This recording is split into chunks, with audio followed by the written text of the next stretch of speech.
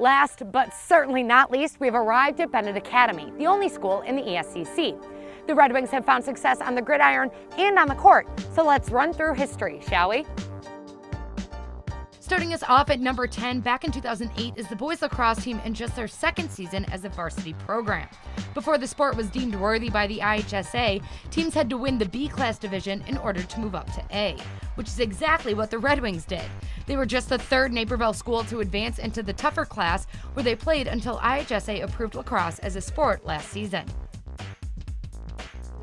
Number 9 brings us a lot closer to the present. In 2016 and 2017, the football team battled their way through the ESCC to get to the state playoffs. In 2016, with a 7-2 record, they defeated Rolling Meadows in the third round, an undefeated team, to get to the semis, where they unfortunately fell to another undefeated team, East St. Louis. In 2017, the team found themselves in the semis again, this time falling to Batavia, who went on to win the 7A championship. Number 8 just a few years ago as well, in 2015. As a freshman, Lauren Boudreau put her name on the map by finishing 4th. No other freshman placed in the top 4. She kept her name as a landmark the following year, jumping 2 spots to finish 2nd at the tournament behind another sophomore before taking time off her junior year in 2017. She'll be back competing for the Red Wings this fall.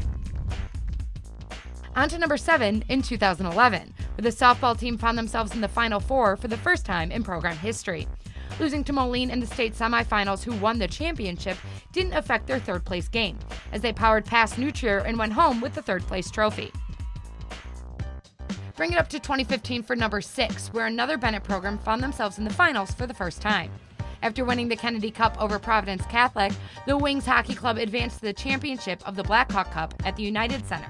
After trailing 2 goals late in the second, the team was able to make a comeback and push it into OT before falling to Glenbrook North, but still grabbed the best finish in program history. Halfway with number 5 and the boys basketball team. They had made trips to the state playoffs before, but in 2014, the team made it to the final game against Whitney Young and Jaleel Okafor, only falling to the NBA draft pick by 2 points. 2 years later, the team found themselves in similar territory, the championship game, after shocking Simeon in the semifinals. The team would fall to the Condors of Curie in the championship and bring home the second state runner-up trophy in 3 years. On to number 4, with a pole vaulter in 2016 and 2017. Allie Munson would reach the top height down at the track and field state championships in pole vault as a junior and a senior in Class 2A and 3A. As a junior, she beat her competition by 6 inches, finishing with 12 feet and 9 inches.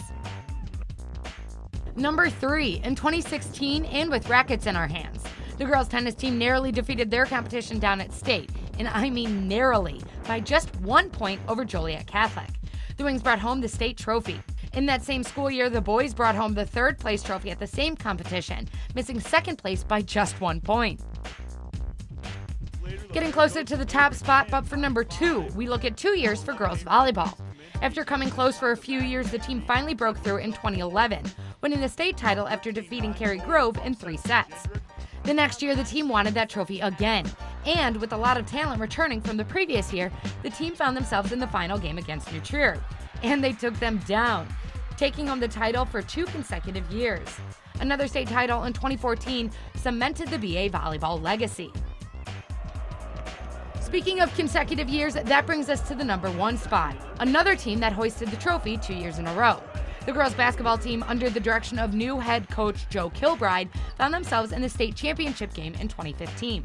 Despite being tied with Fremd in the title game, the Red Wings broke it open to take home the trophy. And then in the next year, Kilbride and his team were down at state again, embracing the targets on their backs, and again were up against Fremd in the championship. Despite the game going to the final seconds, the Wings topped the Vikings to become back-to-back champions behind 2016 Illinois Miss Basketball Kathleen Doyle. And with that, the top momentous plays of Naperville Sports Weekly are over. Season 12 of NSW kicks off in just a few days with the football preview show airing on Sunday night at 6:30. And then we roll from there. I'll see y'all on the court, field, and course.